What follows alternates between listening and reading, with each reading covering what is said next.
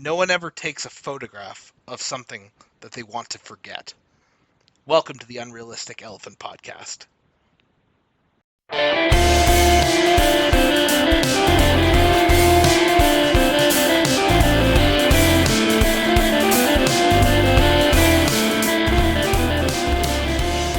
Hello, and welcome back to episode 13 of the Unrealistic Elephant Podcast. My name is Nathan, as always. And my name is Ian, occasionally, and we have a guest here with us. A guy who's very angry you put me on number 13. Don't you know how superstitious I am? My roof's gonna fall in on me now. Yeah, you picked the right episode for number 13. I didn't even think about that. Oh my god. Oh god, the one we did last week would have been a great that. number 13. It was frickin' Attack of the Clones. Oh my god. I can't think of a more fitting number 13. But yeah, we have a guest here, and it is... Da-da-da-da. It is I, Trevor from Media Mementos, also from the state of Idaho, though I'm not really known for that. Yeah. Except you got the Bob the Idaho. A lot of people don't know. be. I actually founded Idaho way back then, so... Nice. Oh wow. Yeah, it was good on you. I guess that's why it's on your avatar, the Bob the Idaho. Yeah, I yeah. take credit for something. Like, people kept saying it was a state under Grover Cleveland. Ha! Yeah, right. Well, someone had to start Idaho. Yeah. How are you going to get to the flat 50 states? Well, yeah, it's Your own and private that's Idaho. usually how things go. We just Maybe we should have reviewed Yeah, our your own private my own Idaho. private Idaho. That should have been the movie this time. I've never actually is seen that that. even a movie? Yeah, it is. I've never actually seen it. I've you, never Trevor? even heard of that. I have not even heard of it, which is probably a sin, considering it's like the one movie about my state. Oh, didn't you say Napoleon Dynamite was in there? Was made there? We don't talk about Napoleon Dynamite. Okay. Fair enough. Okay. Hey, it could have been worse. Fair, They could have yeah. made the Napoleon Oh my God. Dynamite cartoon in Idaho. Yeah, about that? They did. Oh, okay. Never mind. What? I They retract did? every statement that I've made. Yeah, it's maybe canon to the original. I can't tell. I don't know if there's any dynamite enthusiasts out there, and not the kind you're thinking of, people. I don't know if any of you'll be able to explain it. I don't know if anyone else will care to listen to the explanation, so I guess it's best to just move on. Would they call them dynamite enthusiast or Napoleon enthusiast? Because a Napoleon enthusiast would mean something else as well. So Man, they just gotta call him by his middle name or something. Yeah. Like Ed. Yeah. He's got like a normal middle name. Napoleon Greg James Dynamite. Dynamite. that would have been actually funny. They should have put that in the movie. That would be great. Or Napoleon Dynamite 2. I'm surprised they haven't done a legacy sequel to Napoleon Dynamite at this point. Yeah, it seems like about that time. It seems like, unless you count the cartoon. Does that count? I What, you mean like Napoleon Nitroglycerin? Napoleon Nitroglycerin. That is a great name. Napoleon Dynamite.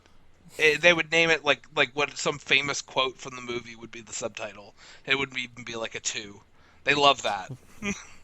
Vote for Pedro, and it's about him actually trying to be elected for president. or something. I would legit watch that if Pedro was trying to run for president and Napoleon was his running mate. Oh, I would watch the hell out of that. Oh. And I would certainly hear about its existence. Yeah. Trevor's not the biggest fan of Napoleon Dynamite. I remember hearing about that in one of his videos. So. That's really funny. I just don't get it. That's really funny because I've got an uncle who is obsessed with that movie. He thinks it's the funniest movie ever, and he watches it every year. So I think you and him should have a talk. Great Napoleon Dynamite debate. Great Napoleon Dynamite debate. I would absolutely do it if we have witnesses. For security. For his security, not... Oh... Don't mess with an Idahoan without a potato to spare. Yeah. That's crazy because we are also known for potatoes. So we're like kindred spirits. Yeah, I remember telling Trevor that we the PEI is the potato capital of Canada, so I guess Idaho is Prince Edward Island in America. Yeah, we're like the landlocked version of you. Yeah, That's exactly. crazy. We're like Idaho, but it's Because I always wet thought that all was the time. Rhode Island, because Rhode Island isn't actually an island. But Rhode Island's a lot of things, but an island is Then not why one of would them. you Yeah. call it that? Like, I don't get you guys. Good question. It's the same reason as Arkansas being spelled Arkansas. It's people just decided to get a little too creative back then. Oh man. yeah, Canada wasn't that creative. They literally named a province Newfoundland. They found So- it, and it was new. What else do you Yeah. want? Don't even get me started on your guys' names. I mean, Northwest Territories, it's not Northwest, it's just North. And it's not Territories, it's just one. Yeah. 100% of its name I is mean, wrong. to be fair, it was territories, but then they chopped off the other territories and called that another thing. None of it. Nunavut. Like, I love the Northwest Territories, but anyone defending that name, let's just say, I'm having none of it. Hey, Yeah, there we go. And that's why we brought Trevor on, because we need like some that- to be funny for once. So we decided to bring someone who really brings his A game. Thank you. I won't charge much. Oh, shut. We Awesome. were, We won't make much off the podcast, so that works. yeah, out. great, perfect. It'll all balance Even out. better. Yeah. Yeah. Northwest Territories is like that Simpsons joke where it's just like, we're allowed to have one territory. We're allowed to have one Homer. That's great. Oh man. Well, yeah. So, Trevor, for anyone who may not be familiar with your body of work, why don't you just let our listeners know what your whole vibe is, what you like to do? All right. So, in terms of the stuff that I've made public so far, I have spearheaded the Media Mementos project since, gosh, what was that? September of 2019. Used to do it with a guy named Billy. He's now doing his own thing that I'm also working with on the side. Media Mementos is a channel where I used to do reviews. Now I mostly talk about history of movies or television shows, or in the case of the video that came up last week, at the time of recording at least, it was a complete history of the failed TGIF revival in the mid-2000s. That was a great video, by the way. Thank you. It just blew up out of nowhere. I'm not even kidding. It's got 50,000 views in less than Wow. a week. And Nice. don't ask me how that happened. That's crazy. Aside from divine intervention, I have no explanation. That's awesome. But yeah, aside from Media Mementos, I'm working on some book projects and graphic novels in my free time. As Media Mementos is starting to wind down, given that I announced my retirement about a month ago. Yeah. Starting to put a little bit more focus into that. Just kind of creating my own thing for once instead of just talking about other people's. Ironic since, we're talking about someone else's today. Yeah. This is a good part of the send-off, I guess. So. Yeah. Just a big talk about movies party, and then you can go and do your own stuff, and we can sit here and wallow in talking about movies puddles. It's easier when you're not creative like me. Yeah, when you're not creative like me, this is the best you could do. Yeah, I've been actually trying to spearhead some of the projects that I've been writing for a while on the side, but it's I understand Trevor's position with just you get so caught up in this YouTube stuff, whereas just it becomes hard to get your other stuff off the ground, because the thing about YouTube is it's a constant feedback thing where you need to keep pumping out stuff and keep staying on top of things, and it's a lot. But now that I'm finally done in those freaking Game Dude blogs, which went on forever, I can hopefully start to work on some other stuff outside of YouTube as well. Which is awesome. You guys do that, because I'm going to keep chilling here and making a subpar podcast. Well, now it's not subpar now that you're on, of course, Trevor. So yeah, now it's par. Maybe you can breathe some par life for the into course. it. Yeah. Yeah. Man, we're talking par. I gotta get my golf clubs. I didn't know it would be a golf Yeah, podcast. we're out of bogey territory. Yeah, we're out of I bogey. didn't We're at study my par. good sports gang lore. Oh man. Well, I think that we should get into our movie for the month. Trevor, since you were the one who suggested this movie, why don't you go ahead and break it down for us? Tell us all about it and why you chose it. So today we're talking about my absolute favorite movie of all time, Rob Reiner's North, the most politically correct movie of them all, Mm-hmm. and it Yep, is that's it. everybody's favorite, under penalty of Yeah. death. Yeah. Yeah. Correct. I'm just kidding. Okay, I was going to good. say I under had a movie penalty of night with having that your a kid couple. divorce you, and then I actually had a movie night with that like a couple weeks ago with some friends and my girlfriend, and they actually like legitimately liked it. They're like, "That is actually like it's not good, but it's really funny." I'm like, okay, can't argue with that. it is Uh, like I haven't seen the whole movie North, but from what I have seen, it's funny, but not in the way they intend. It's just so bizarre that like it's like hard to like not be like what like it's not like a painful experience as offensive as it is. Yeah. yeah, 100%. But the real movie is 1 Hour Photo, which just so happens to be my absolute favorite movie of all time. It's Robin Yeah. Williams playing very against his type in what is not a comedy by any stretch of the imagination.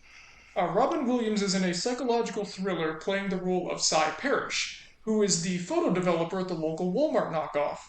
And he's a pretty sad, very lonely individual with no friends or family to speak of. And he comes across this family known as the Yorkins. And judging by what he sees by developing their pictures, they are the perfect family. And he becomes parasocially attached to them, trying to make the most out of their interactions and just trying to force a relationship when they really don't want it. And throughout the movie, we see just how, I guess, desperate he is for that kind of connection with this idealized family that may or may not actually exist the way he sees. And as time goes on, we see just how this parasocial relationship ends up destroying his own life. Yeah. Yeah. Yeah, that's a good summarization. So I actually wanted to ask you something because I remember when I first talked to you, Trevor, you said your favorite movie was Psycho. So what changed to make this one your favorite, out of curiosity? Oh, Psycho, I am so sorry, Psycho, you're still great. But, man, Psycho is great, absolutely. But it's not a movie I can watch over and over. I mean, given the fact that Media Mementos is all about like analyzing things and looking into the hidden meaning and whatnot, Yeah. 1 Hour Photo is just like an all-you-can-eat buffet where it keeps you coming back again and again. There's the surface level stuff where you can obviously appreciate the story and what it has to say, but then every time you watch it, much like other movies I love, like Coraline or Meet the Feebles, you notice something new, and then it either enhances your perception of the story or a theory you've had, or maybe it introduces something new to kind of change it.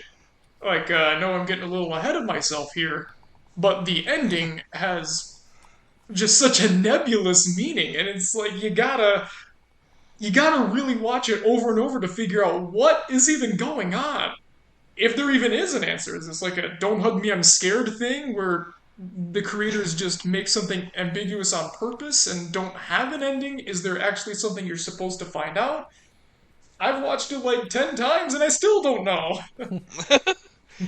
Yeah, this is a movie that's been on my list for a really long time, and I'm actually really glad that you finally that you finally got me to watch it because I was really impressed with how this movie plays out. Like I knew the basic gist of the plot of this movie, just from what I've heard online, but I didn't really grasp how well this movie tackles its themes, and there's a, as you said, there's a lot of depth to it. Again, I've only watched it once now, and it's clearly just oozing with like this atmosphere that you really want to dive into, and like explore this really interesting character that Robin Williams is portraying.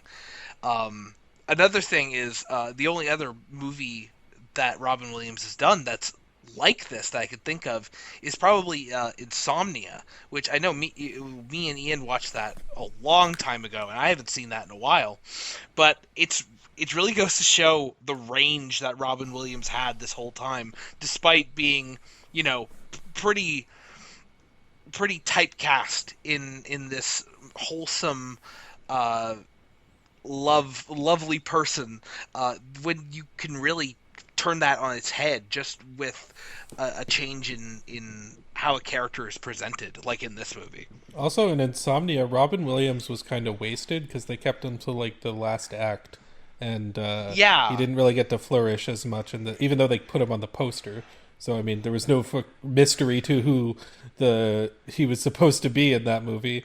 They just I don't know. But anyway, this one did a much better job at like showing the range of his emotions, and I believe this came out after Insomnia, and I think he did a way better job. Like, this is one of my favorite Robin Williams performances.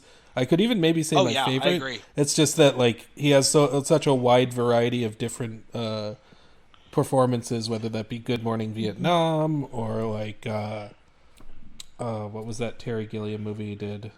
It wasn't Toys, was it? No, not Toys, but he was in that too. The Fisher King? Fisher King, there we go. Yeah, and that was a great one, even though I couldn't remember the name of it. And so Robin Williams is someone... Robin Williams is someone who I've always enjoyed in pretty much everything I've... Actually, I'm going to take that back, because I don't actually enjoy Robin Williams in everything I've seen him in, but when he's good, he's really, really good. Yeah. Like, Patch Adams... my number 2 least favorite movie of all time, next to only the Drawn Together thing that shall never be mentioned. I think he did a good job in that. The movie was horrible, and the character was just the embodiment of rancid cabbage, but he did a good job, for what it's worth. I was going to actually bring up that I am on IMDb, both Patch Adams and 1 Hour Photo have the exact same rating of 6.8, so apparently they're just as good, according to that website. Yeah, Trevor, sounds right. It's a bit weird. I'm gonna get my senators on the line. I don't know, Trevor. The numbers senators on the line, and we're gonna cause some stuff in Washington going down here. the numbers don't lie. Patch Adams is just as good as 1 Hour Photo. Oh yeah, just like how eating a nice, delicious McFlurry is just as good as having your teeth ripped out by rusty pliers. Yeah. Exactly. If you give the dentist and the Dairy Queen on the same rating on IMDb, it's basically a comparable experience. Absolutely, right? And people are never wrong. Yeah. People have never been wrong. It's never happened in the history now. of anything. Yeah. Oh my god. To your point about Robin Williams, what I really like is that he goes beyond what's written for Cy. Like, obviously in the script it's portrayed as a man who's got nobody, he's disconnected from everything, but Robin Williams gives him so much more of an edge. Like, in the scenes where he's alone and there's no one around, he's basically a soulless husk who doesn't even react to anything. He'll just stand there with a blank look on his face. He'll watch something funny and not react. When he's around the Yorkins, he's just this jittery, stuttery mess, and he can't get a sentence out. And then when he's around his other customers, he's just kind of going through the motions like a robot. He's a bunch of different characters all mashed into one, which I think kind of says a lot about Cy's withered mental state. Oh, yeah. Yeah, and I was actually kind of wondering if maybe the reason that this has kind of a lower rating on IMDb is because when this came out, people were not expecting this from Robin Williams. They were expecting the next Patch Adams or the next, I don't know, Genie from Aladdin thing that he was going to do. Yeah. But this is or, you know, even just like watching his stand-up, like he's very energetic, he's very off the wall, and he can be all those things. But when he's like playing this like shy, reserved person, like whenever I watch this movie, like I forget I'm watching Robin Williams play a role. He's just falling into it, and like it's, you know, you're just seeing Cy, the photo guy. Yeah. At least that's how I feel about it. Yeah, exactly. Right. And he commits fully to it too. Like when things get really awkward, one of my favorite scenes is when he stalks Mrs. Yorkin to the food court at the mall. Oh Yeah. my god. and he just goes like all the way out. These are the most obvious social cues in the world showing that she's not interested. And I love when he says the sometimes I feel like Uncle Si, and like he kind of gives the laugh like, oh, I've always wanted to say this, kind of like, haha, JK, unless, but there's also the fear in there. That one line delivery with all those levels of emotion just shows that, man, we lost that guy too soon. Yeah, Yeah. and that's the thing is, I guess as someone with like social anxiety and like someone who has trouble like articulating things in the moment, and someone who has ASD and has issues with those social cues. This is like a new level of. This is not like a thriller. This is a psychological horror movie for me. Watching this guy navigate these situations and to make and break all of these social cues, and it's like it's scary. He's creepy, but in this way that's like almost relatable. Like you can understand where he's coming from because that's the thing is like you talk about these like creepy stalker movies, and usually these characters are they make it an attempt for them to be sympathetic, but what they do outweighs how they're feeling. Like they don't know how to regulate that, and that's the same with Psy. But every emotion he feels, everything that happens to him, and how he reacts to it in his situation, you feel like if I was in his at least I do. I feel if I was in his shoes and I had his life and what has happened to him, which he reveals at the end, it's like, yeah, I would be maladjusted as well. I would be uh, unable to make any real human connections, and I would always strive for that, but I would never be able to meet the expectations in my head. It's a really relatable, and you really feel for him.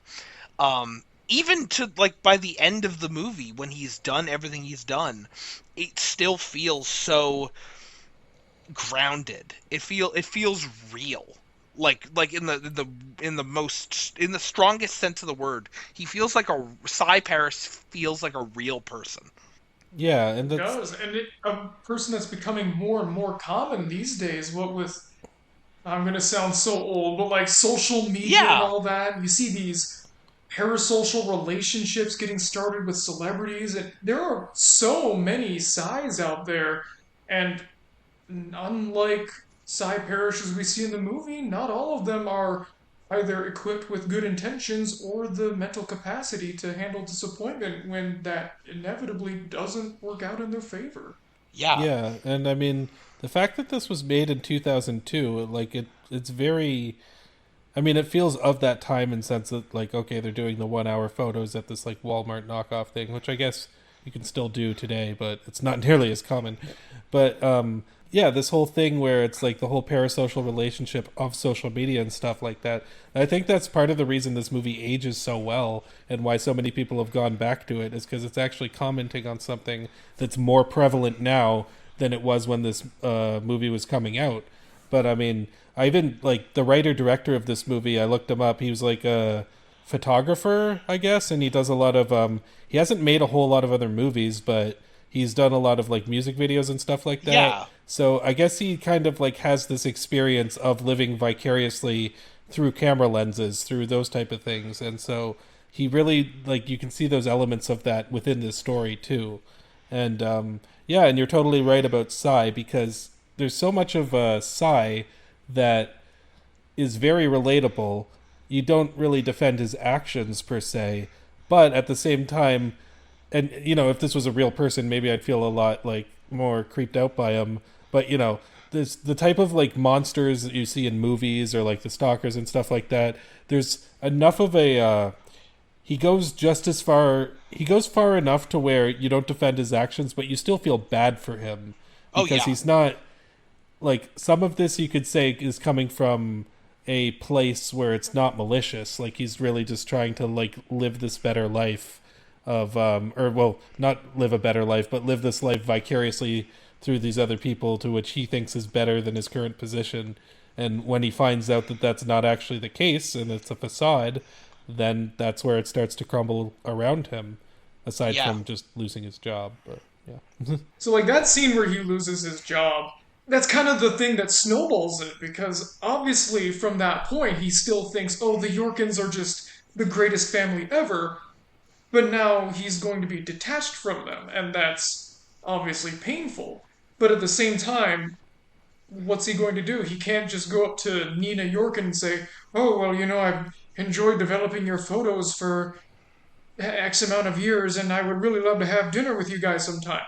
No. It's like Sai is damaged, but at the same time, he's also realistic. Deep down, he knows that none of this is ever going to happen. So living vicariously is all he can do. He can fantasize about breaking into their house or being Uncle Sai, but at the end of the day, the real tragedy from 1 Hour Photo comes from the fact that he knows that's as far as he's ever going to get. Yeah, but I mean, he does try to influence what happens to the family in various other ways, whether it's buying the kid an Evangelion toy or Evangellion as they call it in this movie, and and or if it's like near the end where like he takes the photos of the husband with his mistress, and then he's expecting the family to fall apart as a result of that, and when they don't, that's when he starts to like get even more into his like psyche of like, he's trying to control this in his own way, but he can't do it directly. He always has to do it. I mean, I guess he does near the end when he goes to the hotel, but like other than that, like he's always like from the sidelines trying to influence things in his own way, but he can't make as big of an impact as he wants to, and I think that eats away at him. And I see that kind of like I guess yeah, that's a huge part of the character for me, is this seeing that like how this like affects him on such a deep level. Kind of like what was said earlier. You don't agree with his actions at all, but you still feel bad for the guy. At the end of the day, he's just a lonely, damaged man, and whether it's because he refuses to, or more likely can't bring up the energy to talk about what happened to him, he's kind of stuck. Yeah. Yeah, and I think one of the you mentioned the fantasizing about breaking into their house. It's never been a malicious thing until he gets fired, and at that point he starts digging deeper. And I think it's really easy to look at Sai and be like, oh well, because I'm getting all over the place. Okay, so there's this great the MVP in this story, which I don't really see anyone talking about when I looked this up. Is I love Yoshi. Yoshi is Sai's like coworker at the photo place, and he doesn't get a lot of lines. He's not a huge part of the story, but one of my favorite scenes in this movie is Sai is on his last day, and he's leaving early because he's just had enough. And he says goodbye to Yoshi. And there's this moment where Yoshi is like, Sai, before you go, I just want to thank you for showing me all this. You're a great guy. And it's like, this could have been a connection for him, but this obsession has grown to encompass everything that it's like his whole life is is these people. When if he had been able to adjust himself to his new situation, then he could have had a friend for life. He could have had like clearly he is not a person who can't form like friendships or bonds, because there's Yoshi. Yoshi loves Sai. So Yoshi has no problems with Sai until he sees the creepy flip book he leaves his boss, which what was I think one of the best like oh shit moments in the whole movie was them delivering him delivering that package of film to his boss. It was just, oh my god, this is Also, someone who has nothing left to lose. Yeah, I also love that his boss is played by Gary Cole. Yes. Because Yes. every time throughout the movie, where like I kept expecting him to do the Office Space voice, where he's just like, "Sigh, if you could like stop spacing out on the job, that'd be great." Like I just kept That'd expecting be that, and it great. never happened. And he's great in the movie, Sigh. Gary Cole, but I just Yeah, sigh. If you I'm could stop glad you actually brought stalking up the. people, that would be great. I'm really glad you brought up the Yoshi part. That's something that's always stuck out to me. And again, going back to how great of an actor Robin Williams was, is looking at Sai's face when that happens. Because when Yoshi pulls him aside, he's like, "Hey, Sai, I just wanted to thank you." If you notice, Sai gets this kind of glimmer of hope. We're like, oh, is this going to be something?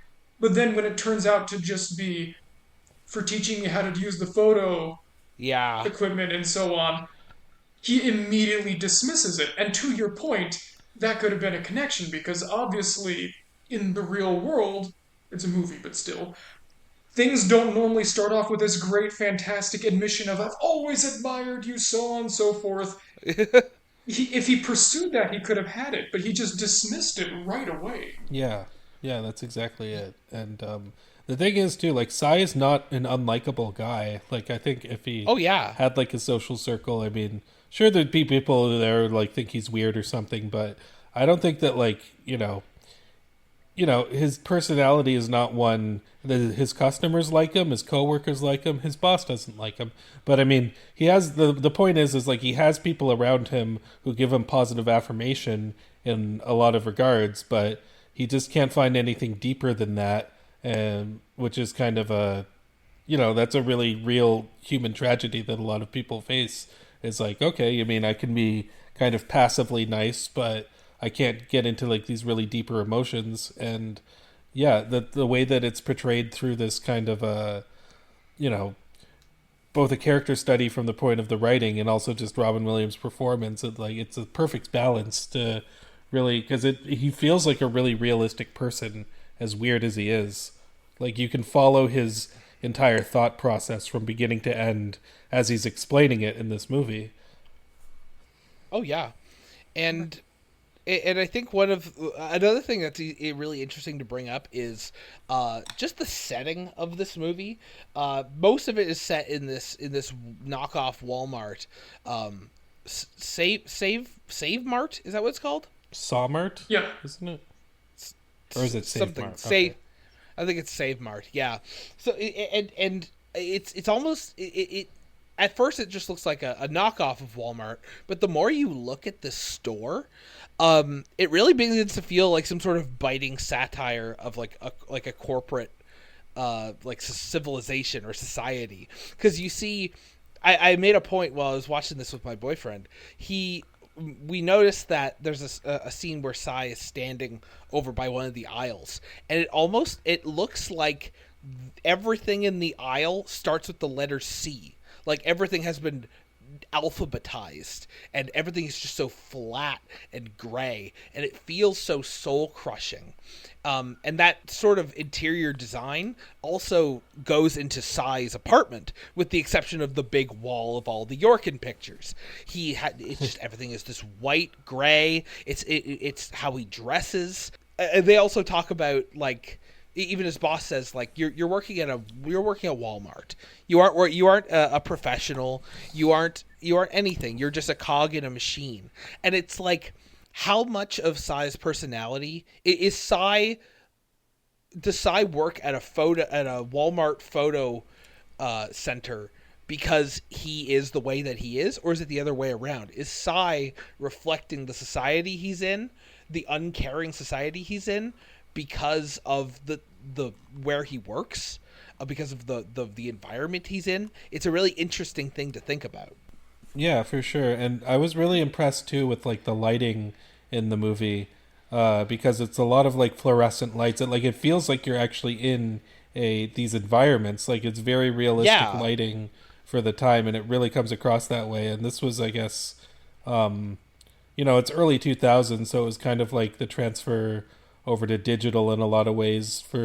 I don't know if this was shot on digital or film, but you can definitely the environments themselves play a huge part in this movie, and you can tell that the person who made it is a photographer because he really understands these environments and is able to put you in them.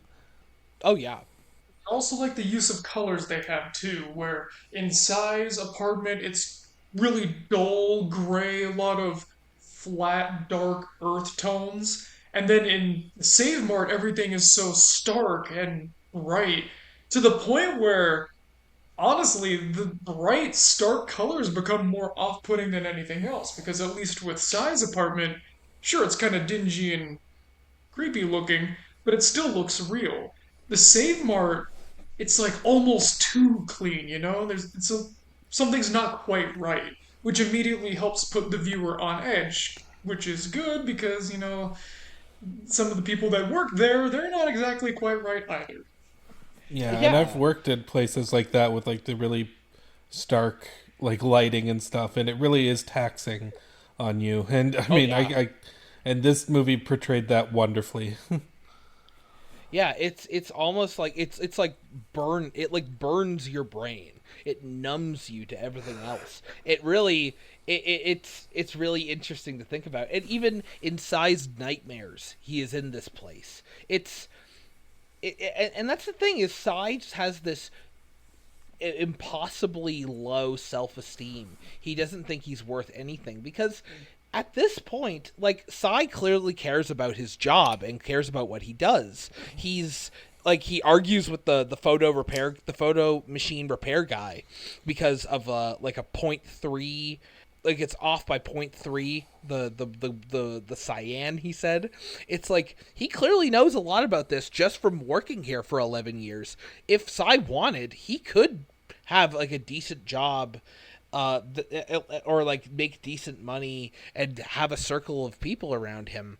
But it's this combination of the oppressive atmosphere of his job, the trauma he endured as a child, the crippling self-doubt he has. It all just sort of forms into this horrible, like it's like a train crash of antisocial personalities traits, which happens to a really good guy. Like I think that Cy Parrish is a good man. Like he doesn't have a mean bone in his body. He loves to he'll steal mass production $120 Ava figures for this child. It's crazy. I can't believe he said they're the good guys, though. I mean, no. Yeah. Robin Williams put that line in the movie himself. How did he not know? Yeah, wasn't Robin Williams a 60 big feet. Evangelion fan? He Oh, yeah, is big time.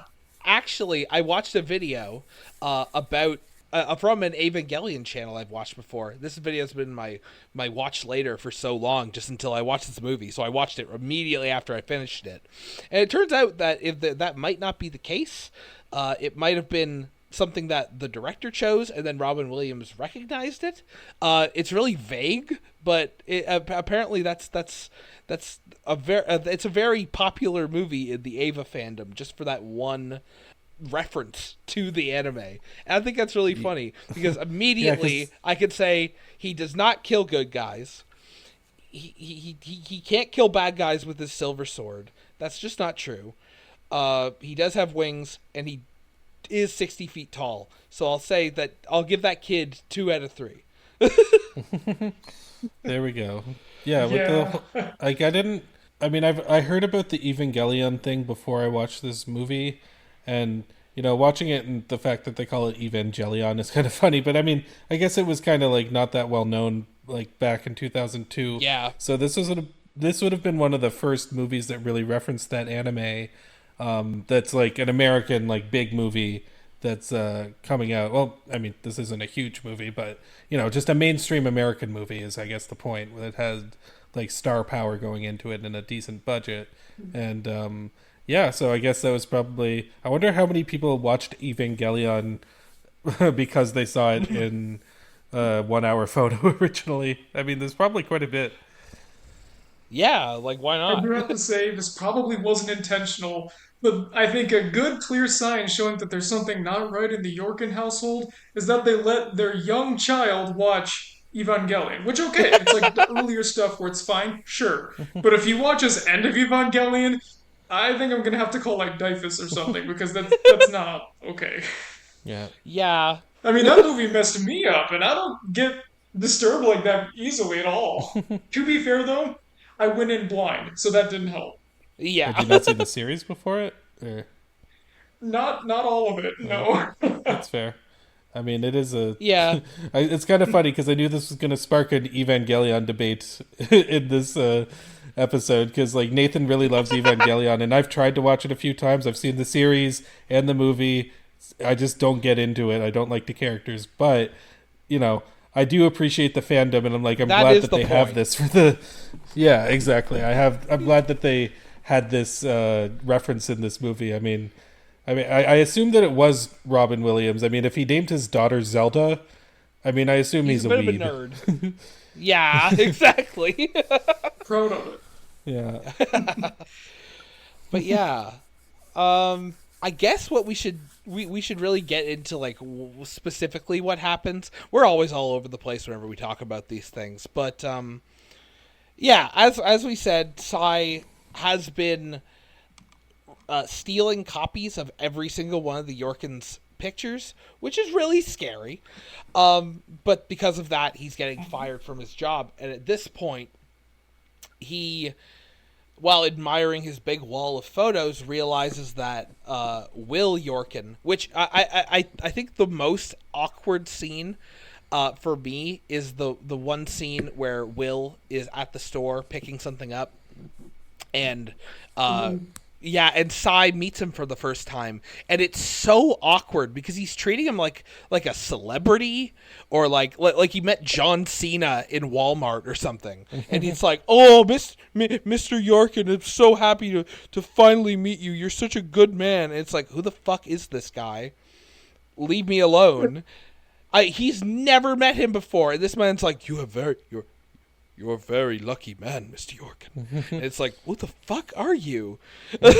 And Yeah. like, so anyway, he finds out that Will Yorkin has been cheating on his wife, which shatters everything. Every concept that he had about this family has been reduced to nothing, and it's Will Yorkin's fault, which sort of turns this from a very innocent fantasy of a delusional guy into something a lot more dark and a lot more upsetting whenever you realize what he's capable of. Yeah. Yeah, that's when like the point where there's a flip that switches in him and he actually starts to become malicious. And this Yeah. was actually my second time watching the movie. I first watched it about a year ago. June 23rd, 2023. Thank you, Letterboxd. That's when I first watched it, but then I watched it again yesterday. And yeah, it's like Trevor was saying, like every time you watch it, there's more context that comes under it and that is revealed, and that you understand different elements of, like, this is like a really deep character study. And it is one of those things that even though he's narrating the movie, it's not one of those things where, like the original cut of Blade Runner when he's just explaining absolutely everything Yeah. that's going on in the movie. Like, it's the way that the narration used, it's very sparingly, and you can kind of like read in between the lines and interpret what he's doing in a lot of these scenes.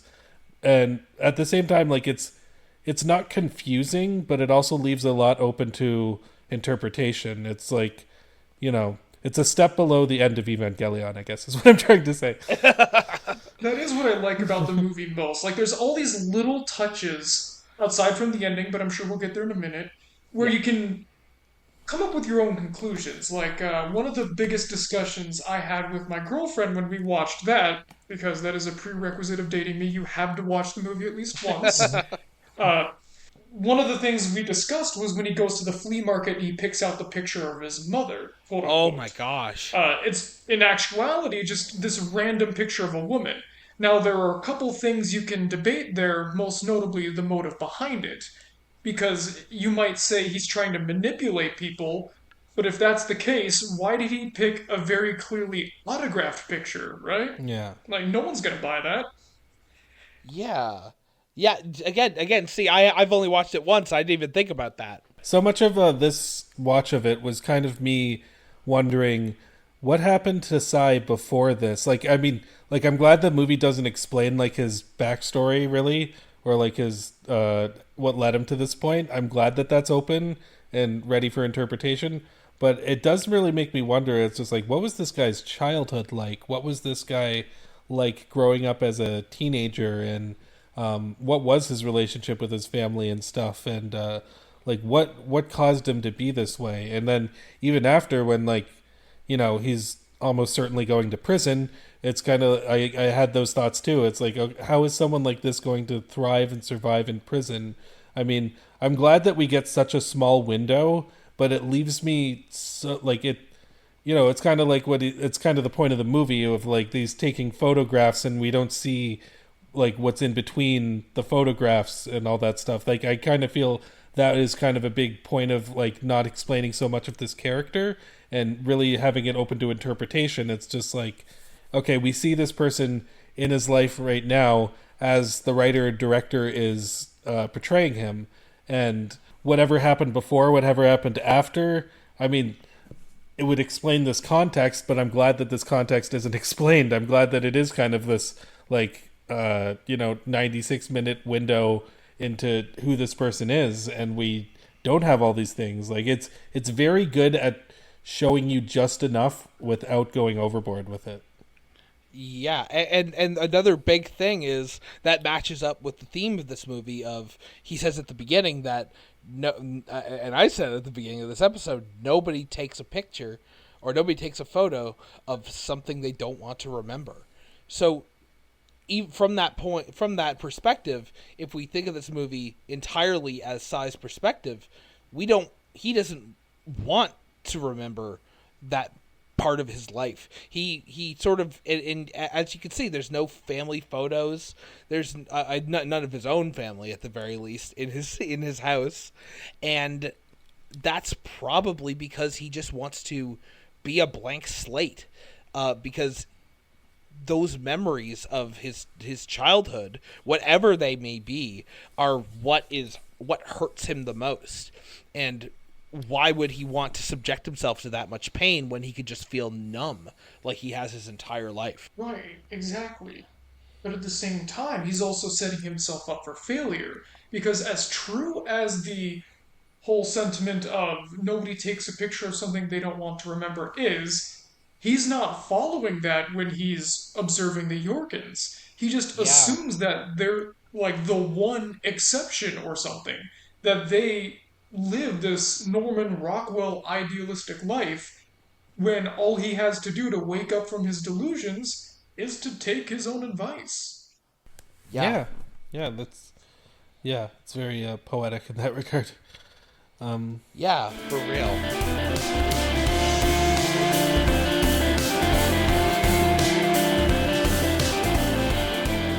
Oh, hey, didn't see you there. Yeah, you've been enjoying the episode?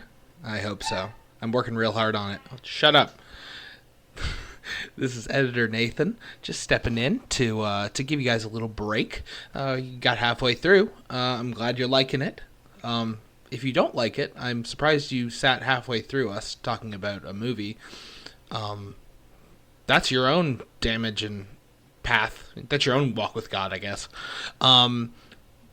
Again, just wanted to drop in and say thank you so much for listening. It was great to have Trevor on, and we hope he'll come on again because he was an amazing guest. I just wanted to say thank you so much for listening. If you'd like to subscribe, comment, like, share, anything, it always helps the show. And again, we really appreciate all the support. That any little bit of support that you give us, it really goes a long way for a small show like this.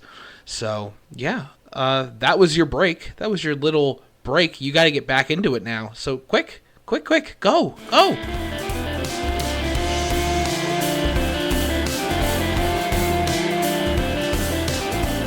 I also I was kind of I love the use of the Simpsons episode at the beginning to use the foreshadowing. Yeah. It's like, who would want to hurt me? It's probably the person you least expect.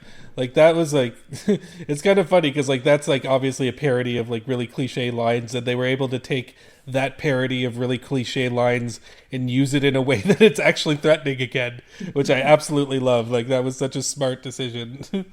Yeah. Yeah. Like I love these like little like there's a big picture, no pun intended, to this movie, but like there's so many little details sprinkled in which kind of like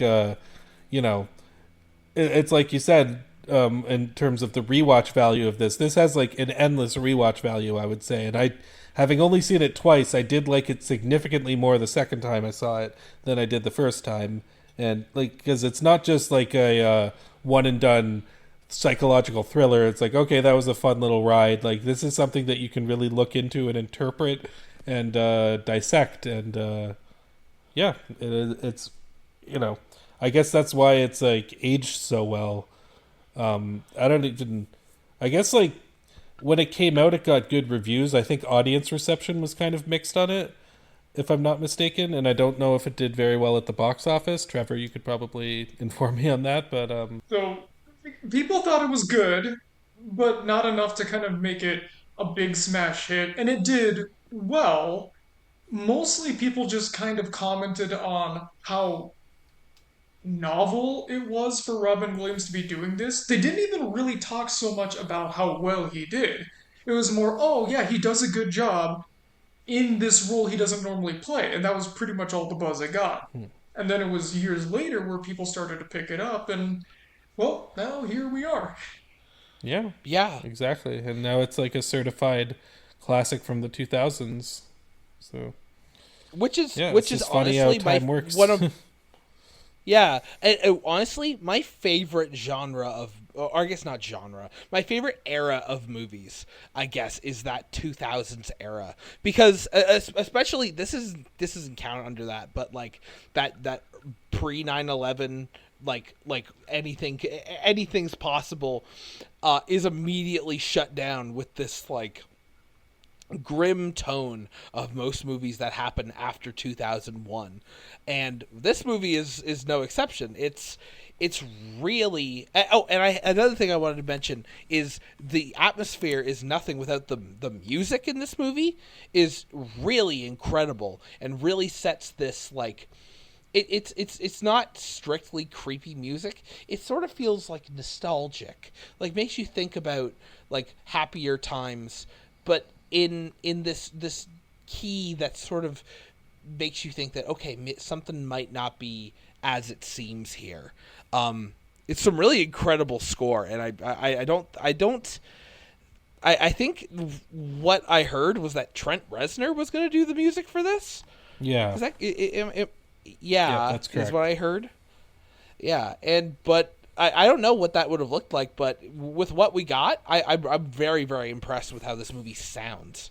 And even if we're talking about sound design, like, there's a lot of shots of the inside of this photo machine to sort of accentuate the obsession that Sai has, and all of the sound effects are just so sharp, and he whenever he's focused on his work, it's almost something that he can put his mind off of the horror of his life, basically. It's just really well put together. Yeah, and also some of because Trent Reznor actually did start composing music for this, and then he got cut from the project because, I don't know, I guess the producers thought he was like not a real film composer at that time, because like I guess he didn't have like the whole thing under his belt, and but some of that did end up on a Nine Inch Nails album, I believe, what he was going to record. Oh wow. Yeah, the EP still, that's what so like if you listen to that, it does have some of the stuff that was going to be in Trent Reznor's version of 1 Hour Photo, but the people that they got were Reinhold Hell and Johnny Kilmeck. I think that's how you pronounce their names. They're German. I bet that's perfect. They've done a few movies together. Yeah, they've done a few movies together, and the only other one I think I've seen that they've composed together is Run Lola Run. And the Okay. yeah, the music in this movie is so different from Run Lola Run. It's like really slow and methodical. Like Run Lola Run was supposed to be like, super fast paced, like super like pumping, like constant like Yeah. noise and acceleration, and they have a lot of, just based on these two movies, which sound really great and for different reasons. They have a lot of range, and I'm very impressed. Impressed. Impressed. You got like a Rich I Evans also moment love there. Yeah.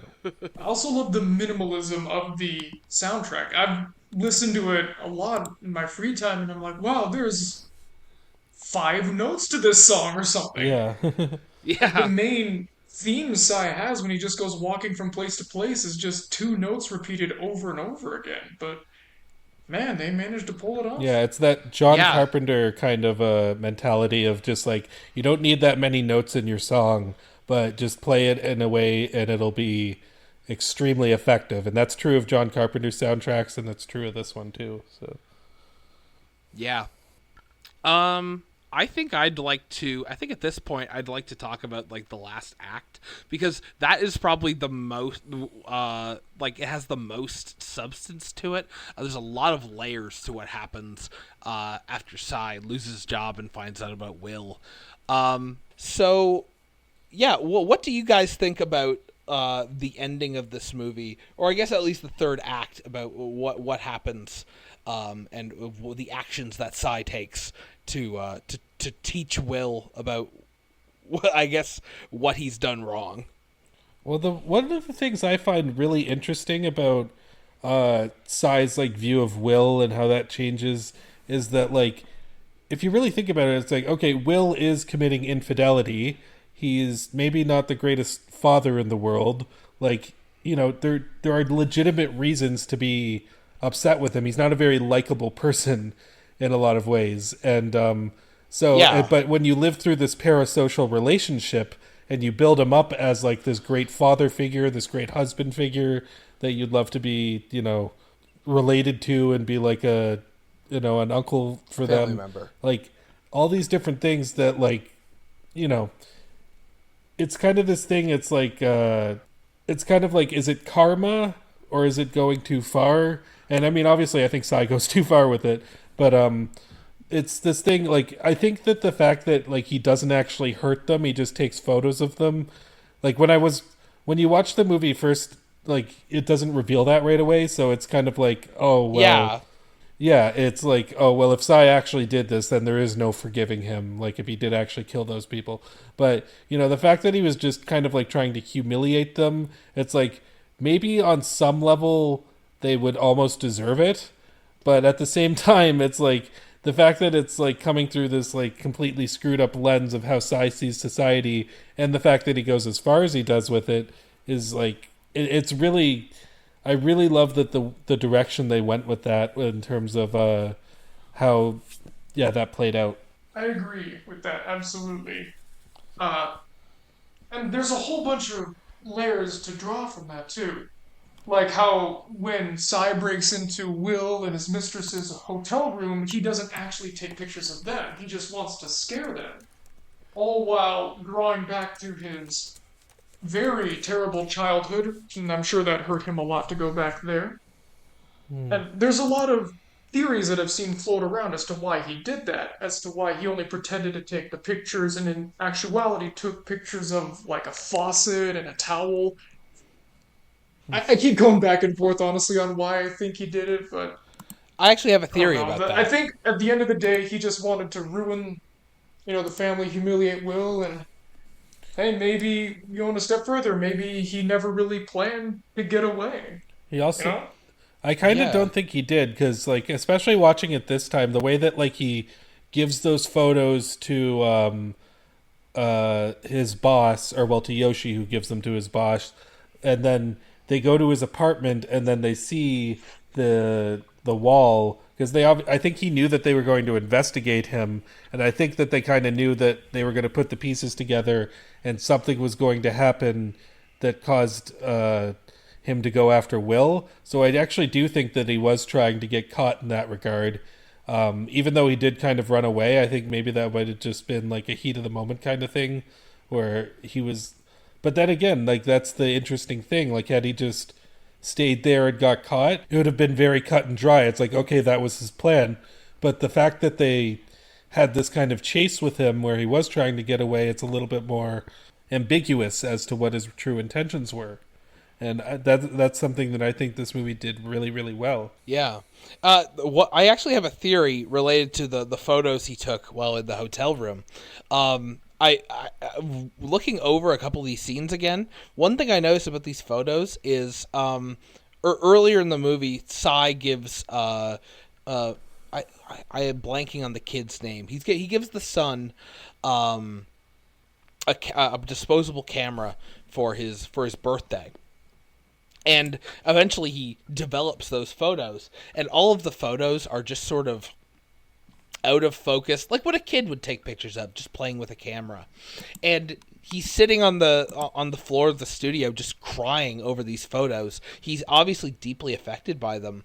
And one thing I noticed is that these photos that he takes almost seem similar in composition to those photos that the son takes. Like it's almost like Cy, while he wants to insert himself as like Uncle Cy into this family, simultaneously envies the son and by from having this innocent relationship with his parents that he perceives at the very least, and it's like almost envious of his mindset. So it's like emulating what he sees and what he desires. It's really interesting. That's probably the closest thing I could think of as to why he took pictures of those specific things. Yeah, I and again, if I watch this movie again, I might come up with a whole other theory on this, but that's what sticks out to me the absolute most. Ooh. As you were saying that, I just came up with a new theory. I think you just helped put something in my head. Okay, go. Remember the line we've been saying all throughout this where he's like, people don't want to take pictures of something they want to forget. Well, I'm just going to go ahead and say it, so I guess skip ahead a little if you don't want spoilers, or we can edit this out. Yeah. Cy was a victim of CP from his father, along with his sister. There's no way that that's not going to leave him unscathed when it comes to, sexual stuff. And as we saw in the hotel, being there in that environment, that alone was damaging to him. Especially when he had to take on the role of being his dad. So, naturally, he'd want to put that behind him as soon as possible. Meaning, why would he want to take a picture of something he would want to forget, right? Yeah. Right. And it's another thing too is like he's doing it in this way where it's like he sees a lot of amateur porn pictures. That was actually a pretty funny cameo too when Jim Rash came in as the amateur porn guy. I was like, oh, this was one of his. That was like... he friggin' came in developing pictures of his Dennis. Yeah, his Dennis. I like that. Yeah. So that was a thing where, and I think that there was a line too where it's just like, oh, we have to report any CP or bestiality pictures that we get. And he says it so casually where it's just like, it's almost like he's used to seeing that, or it has some kind of effect on him. So I think that actually kind of lends to your theory even more, where it's like, this is the type of thing where he's used to it, both from his personal experiences and also just from, seeing it come through the 1 hour photo place. Yeah, and you know what, Trevor, that's another thing I didn't even think of. Through this whole plan, I feel like everything was very meticulously planned out. Like he cancels their he gets their room number, he cancels their room service, pretends to be room service. It's this whole thing. He feels like he has it all together, but once he goes through that door and they're both naked and they're in the middle of doing it, I don't think he was expecting that at all. Like, that wasn't even in his head, and I think that definitely changed what happened in that room. I think that Cy was very much over the deep end and maybe wanted to be caught because he was going to do something really terrible to Will. but coming in on that and having that trigger whatever post-traumatic stress he went through, whatever traumatic situation he went through as a child, probably changed the trajectory of what he did and kept him from hurting them, because essentially he had become his father in that moment, and that was just too much for him. You could see it in his acting while he's in there. He is disgusted with himself. He doesn't know what to do. He's flustered. They're confused because he seems more upset about it than they are. And it's really interesting because up until that point he was very composed. He seemed ready to do what he needed to do. But the moment that sex was involved at all, he was completely thrown off. It's true, yeah. You could see kind of the light leave his eyes in between the two shots. And again, that brings up more things to theorize about on future viewings, like what was he going to do? But unfortunately for Sai, that bit of control, that thing he's craved ever since he's had that deprived from him ever since he was young, was once again taken away by the very thing he hated most. Yeah. Yeah. So, man, we'll never really know. Yeah. Man. And this is all just talking about it after one viewing for me. And I'm just like, my God. Like, I've watched it twice now, and last time I watched it was last year, and I'd watch this again next year. Like, this is a thing where I could watch this several times, and I would be totally down to interpret it more, to get more out of it, and I think I will get more out of it as the years go by. Yeah, for real. And this makes me happy. Not only is my favorite movie getting some appreciation, but that also opens the door for other movies like this, like Meet the Feebles. If you guys can get past the weird stuff, I'm sure you'll love it. Oh, I don't need to get past the weird stuff in that movie. I'm not even kidding. Back when I lived in my old place, I used to wrangle my friends every couple of months to watch it just to break down their objection to it. Of course, I wasn't forcing them. They were totally in on this, and they were like, "Oh no!" but actually kind of into it, because they heard me talk about it and they wanted to give it a shot. I'm like, okay, well, the first couple viewings you're gonna probably be distracted by some of the weird stuff, and they're like, well, bring it on. And then, of course, as the movie's going on, they're freaking out. And then as soon as it's over, they're like, I feel unclean, but I want to watch it again. So, yeah, 1 hour photo's the gateway drug. Here's the thing. I remember, I need to watch that movie again, because I think the first time and the only time I've watched that movie was with you, Ian. And that was in high school on some, shitty website with, 240p. I need to watch that movie in HD, man. It was probably in YouTube. It was probably on YouTube. I bet it that was. time. I mean, it probably still is on YouTube, but yeah, that's a great movie. That's a classic. Meet the Feebles. Yeah, for real. Yeah, but it is kind of this thing where it's that's something where it's it has this hidden substance to it, and that's why it's it's not just a flavor of the week comedy about this is funny because Puppet says fuck or something like that. It's it's an actual thing where you can interpret it, and there's these different characters that go on these arcs, and it's a lot I don't want to say super deep, but it's a lot more layered with what it's offering than what you would initially expect. And I think that's also true of somebody going to watch this expecting it to be a goofy Robin Williams comedy, and they get this. Not that I think it was advertised that way at all, but I don't know. I think that maybe some people, when this came out, they didn't know what to make of it. Yeah, there was It was preconceptions actually, about enough, him. I think this is more prevalent in later years, but at least from what I can tell with modern marketing, it's advertised as a slasher, which it is most certainly not. Yeah. The death toll in this movie is zero. Yeah, exactly. Yeah, which is honestly was a surprise for me, because I guess even though Sai didn't have any blood on him or anything like that, I really did think up until the very end that Will was dead. I was very convinced that was the case, that he had killed Will in the heat of that moment. And the fact that he didn't is honestly one of the most surprising things for me. Because any lesser movie would have done that. Would have gone for the shock scene where Will has a knife buried in his neck and his blood splattered all over the bed. Any lesser movie would have taken that route, taken the shock at the end, really make him remember the ending. Instead, it goes with this very somber.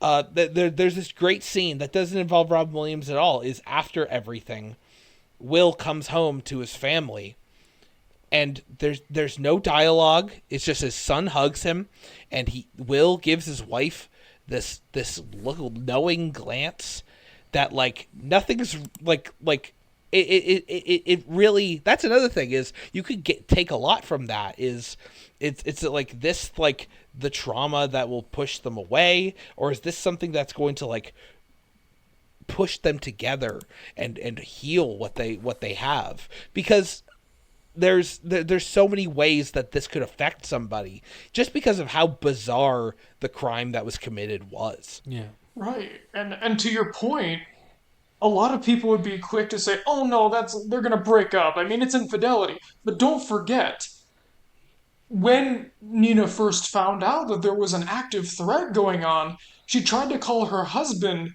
to make sure he was safe, and she just started talking about the mistress as in like, "Okay, yeah, I already know, whatever, this is not important. What's important is that he's safe."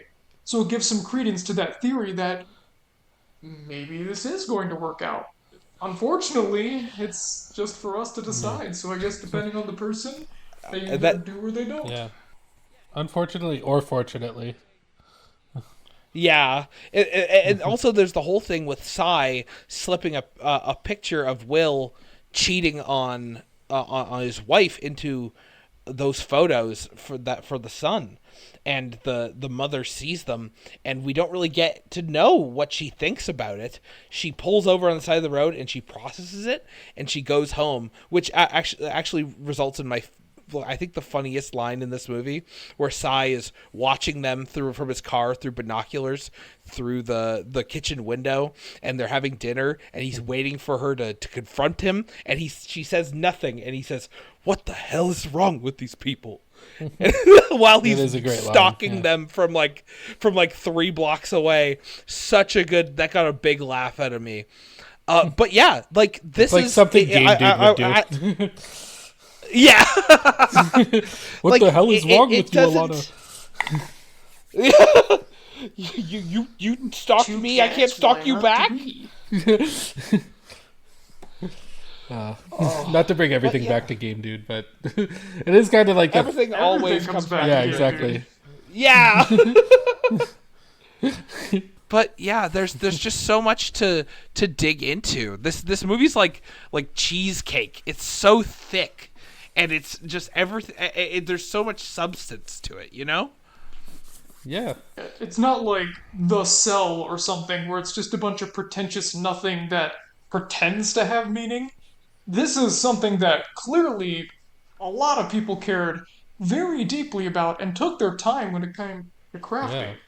This movie type, where there's all these layers and possible outcomes, these are not easy to make.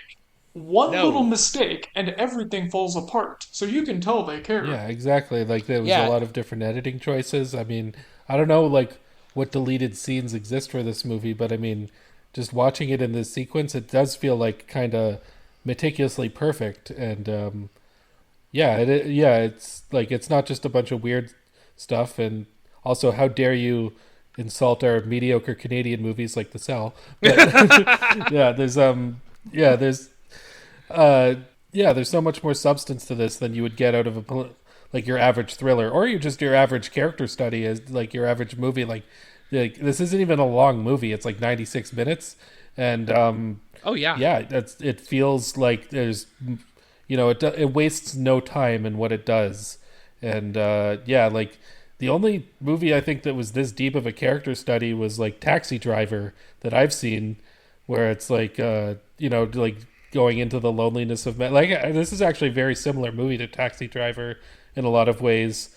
And now that I bring that up, in terms of like its theming and like its character studying and like how it's kind of like that and a thriller on top of that, and it's a very, and that's high praise coming from me because Taxi Driver is one of my favorite movies. So I mean, to compare this to something like that, and this would make a great double feature.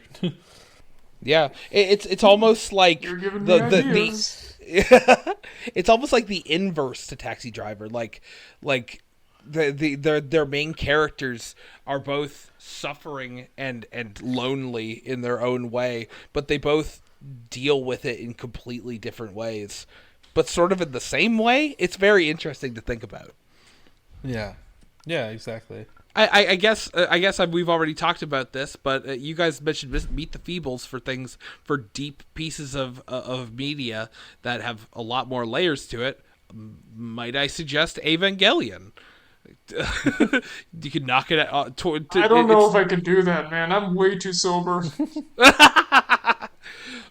Just watch the. I've got a 26-year sobriety streak going. I don't want to break it. There we go.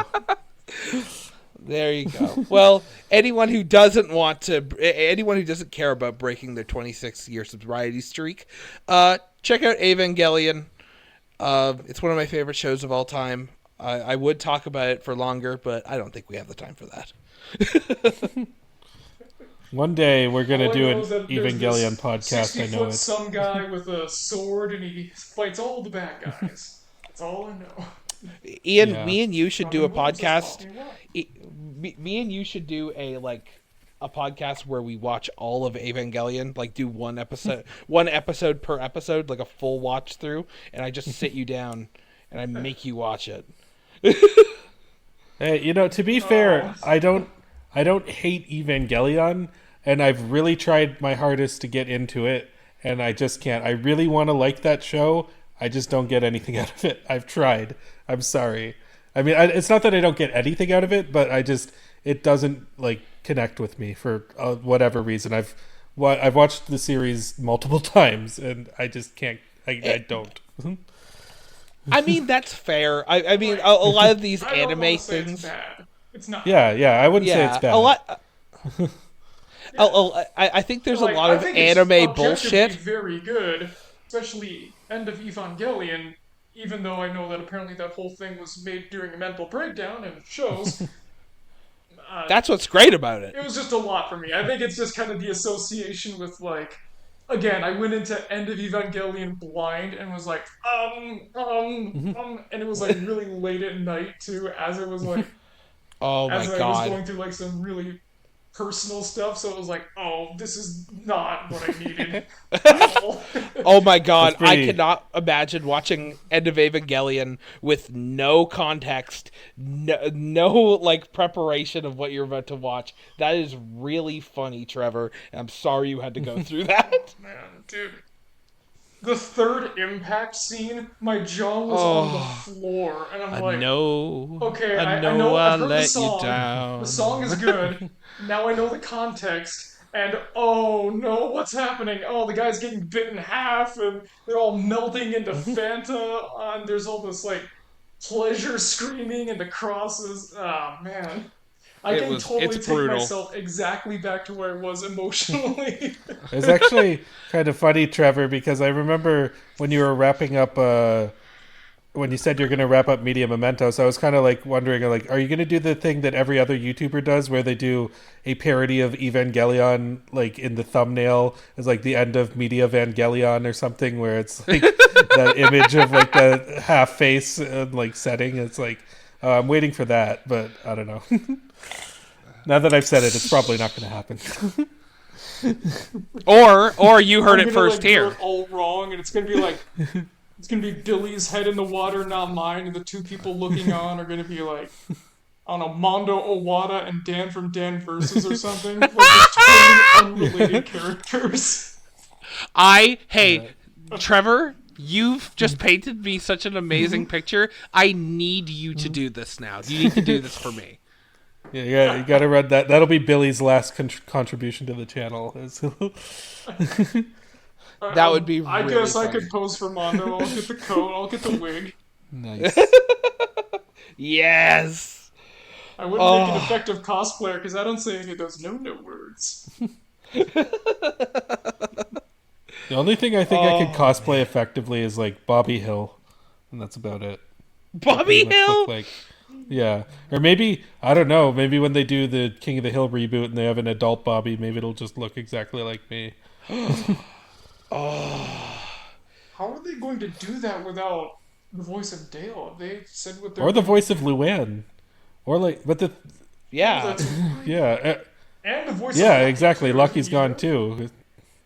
So like, I don't understand how they're planning on doing this, but apparently Johnny Hardwick. Get Justin Roiland to do all of them. Yeah, get Justin Roiland. Is oh boy, I don't know.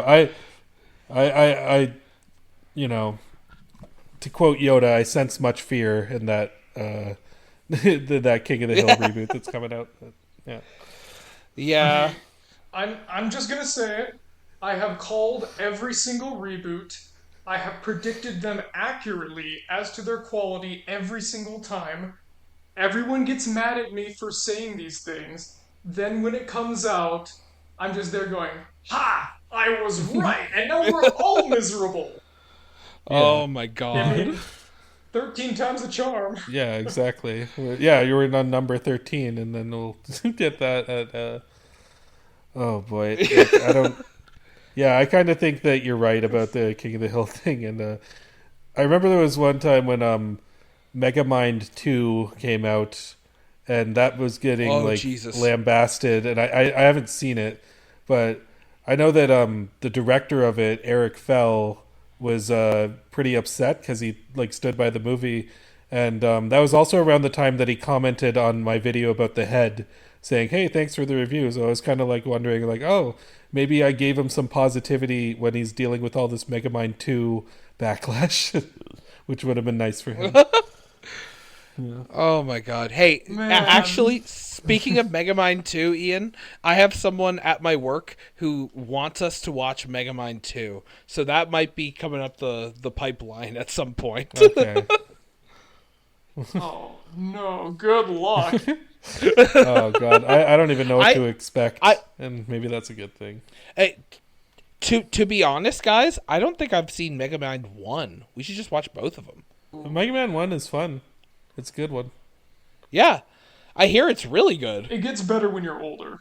It's get what? Sorry. Yeah, it's one of It's those good things. when you're a kid, but like it's more made for adults, and you kind of get what's going on a bit more when you're an adult. Not in like terms of humor, but just the themes and the nice guy culture, what it means to be a Yeah. hero.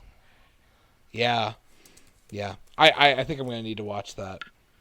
I mean, that's what the show's for. I can just watch whatever. For a second there, I thought you were talking about the Megamind show, and I thought, oh man, no, isn't the sequel bad enough? Is the Mega Man show? Oh, yeah, it's even worse. The sequel, the sequel was apparently just as much of a sequel to Megamind as Return of Jafar was to Aladdin.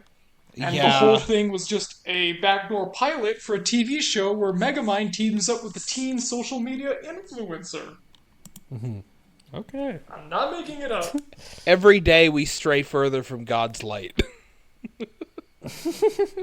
Oh, jeez.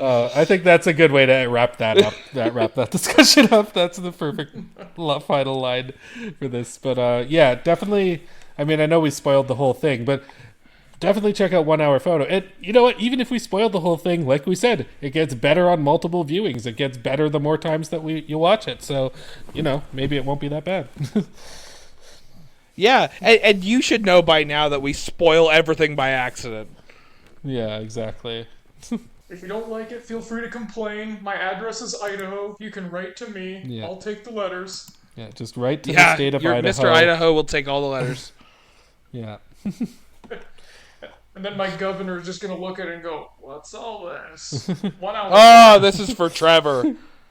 There's another one for I Trevor. know that guy. He's been in here a couple times. So I don't actually know if this is how Brad Little sounds. This is my impression. And I'm sticking with Yeah.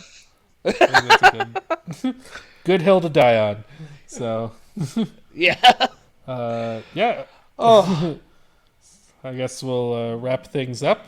yeah. I guess is it my my turn for a recommendation? Because the I last think two it is. episodes were guests, but then I think you did the beat before that, so Yes, I did. Yeah, I think okay. it's your turn. Do you have something? I do.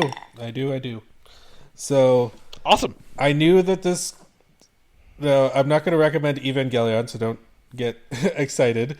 But I knew that this. No, but I think you're going to like this anyway. So I knew that this discussion was going to spark some Evangelion talk, and I knew that I'm going to get the brunt of this.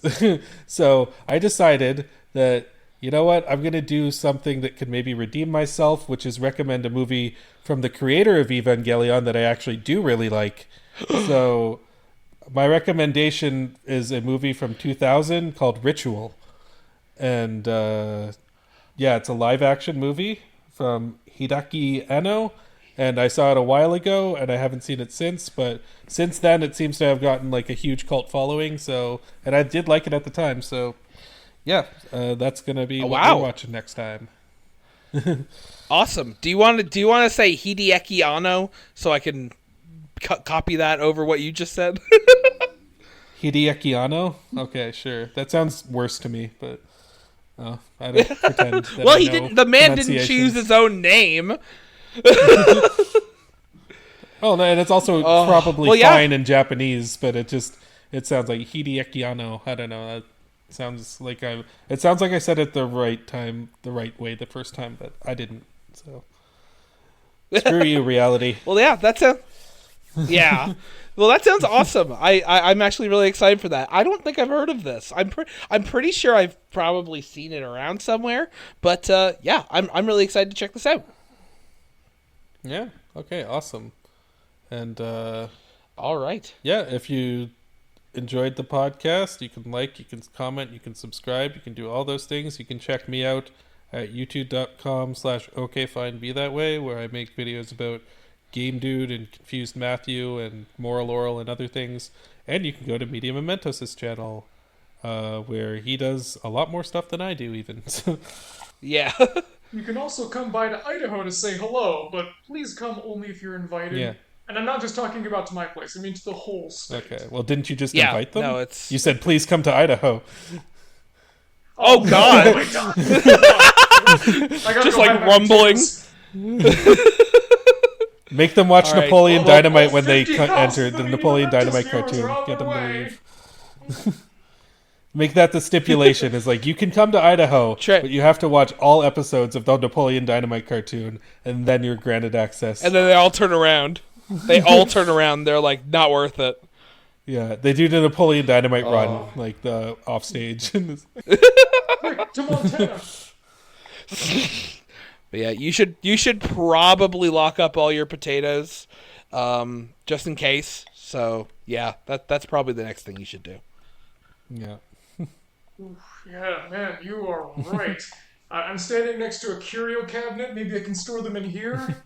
And there's a box over here. Oh yeah, it's coming together quite nicely. Yeah, makeshift Idaho bunker. Oh, we've got real ones out here. There are a lot of preppers. Fair enough. Wow. All right. Well, yeah, you know where to go when people I come. do not doubt it. Yeah. Oh, all right. All right. Well, yeah. Well, thanks again for coming on, Trevor. It's been awesome. Feel free to come on whenever. You're awesome. Yeah. Oh, thank you. Yeah. I'd be more than happy to come back. And I'm sure we'll have more projects to work on OK Fine Be That Way, even if Media Mementos is... I mean, you're always welcome in my shit as well as this podcast, so...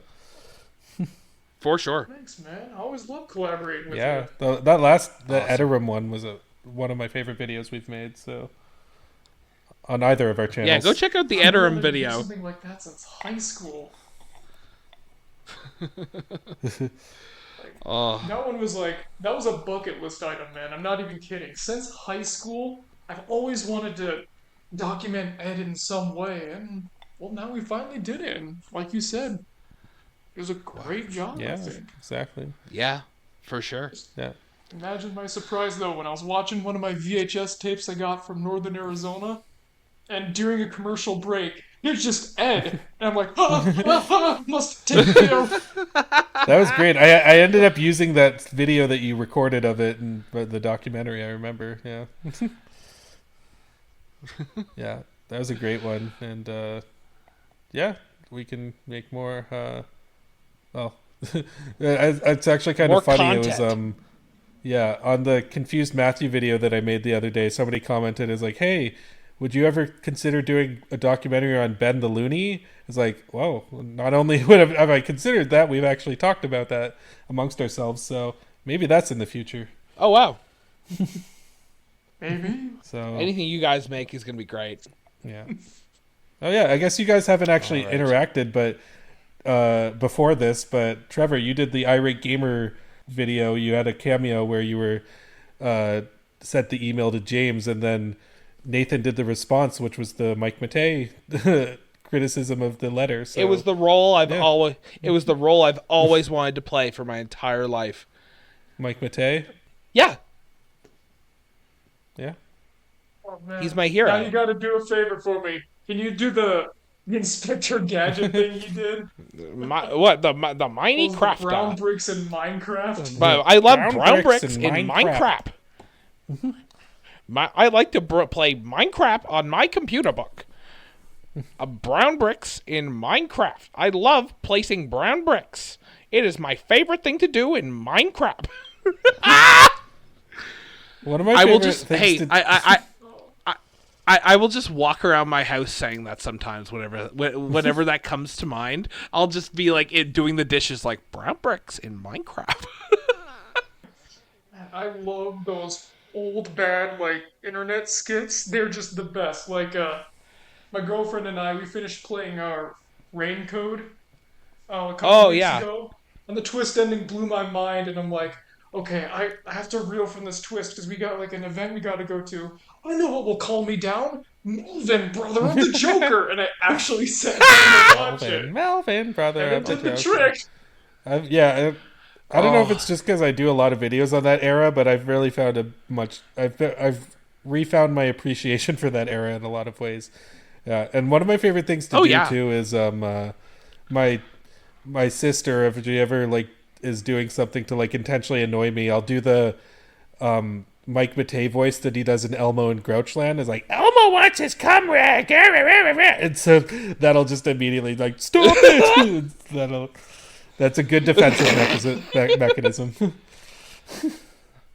A couple of weeks ago, I was super high on an edible and laying in bed at 1 a.m, and I was saying he's not doing it anymore. I should just start making bum reviews. I could do it. Do you think he would? That was like the one consistently funny thing he did. Yeah, I know, and he doesn't do it anymore. It's mine now. I'll just take it. I can buy a hat and a Party City wig. It's October. That's what Game Dude should have done when he say was why he homeless. He'll didn't do the continue? bum reviews. It's like, hey, how's it going? It's the bum reviews. Did Doug ever say why he stopped the bum reviews? 'Cause I thought people liked them a lot. I mean, I don't they know. liked them compared to the other stuff he did outside of the Nostalgia Critic, but that's not saying much. Fair Yeah. enough. I think that is a very reasonable opinion to have. Oh my god. Hey, Ian, I know it's like 3 movies, but would you ever just do like all of the That Guy with the Glasses like anniversary movies? Like is I that an guess option, we can or do will a you just veto trilogy that? at some point. I've only seen Caucasia, to be fair. I haven't seen the other two. I was a diehard like ride or die That Guy with the Glasses Channel Awesome fan back like when those movies were coming out, and I watched every single one of them. I think I had them downloaded on my PS3 and watched them multiple times. I was into it, and I think if I watch it again, I might just like shrivel up into like a raisin person and just like disappear because I'll cringe so hard. I tried to watch Suburban Nights. I think I got 10 minutes in and I'm like, man, I've got chores to do. I got other things. I just couldn't do it. You made the right decision, Trevor. It's Yeah. it's yeah. The You made the right decision. I'll just say that. Well, until, All right. I guess we can wrap this up. So that was a good discussion, though. Yeah, exactly. I just love talking with you guys. You guys are dope. I love hanging out with you guys. I love you guys. Likewise.